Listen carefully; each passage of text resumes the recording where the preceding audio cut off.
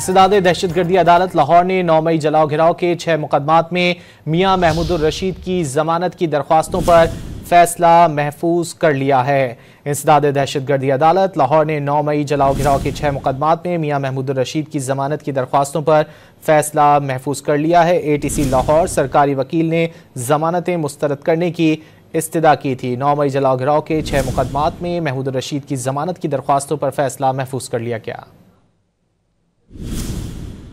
इंसदाद दहशतगर्दी अदालत लाहौर ने 9 मई जलाओ घिराव के 6 मुकदमात में मियां महमूदुर रशीद की जमानत की दरख्वास्तों पर फैसला महफूज कर लिया है।